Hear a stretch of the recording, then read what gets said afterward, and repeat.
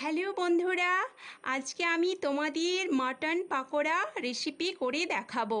আর সেটার জন্য লাগছে হচ্ছে 200 গ্রাম মাটন, আর হচ্ছে কিছু পেঁয়াজ কুচানো, আর কিছু হচ্ছে কাঁচা লঙ্কা।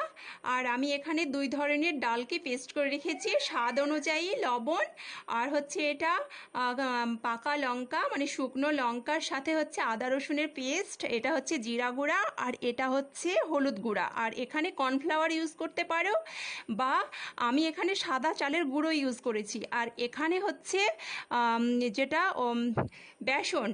আর এ হচ্ছে আমার উপকরণগুলো। আমি এবার তোমাদের মাটন পাকোড়া করে দেখাবো।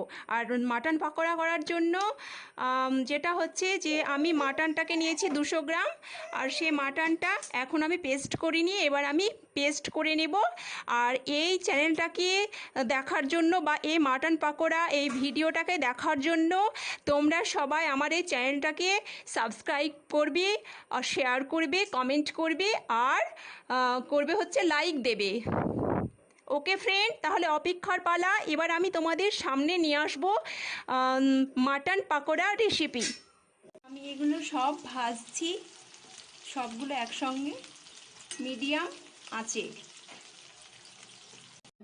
মাটন পাকোড়াটা কমপ্লিট হয়ে গিয়েছে, মানে আমি ফ্রাই করে ফেলেছি। এবার তোমাদেরকে দেখানোর পালা। এই দেখো, আমি দুটো শেপের তৈরি করেছি।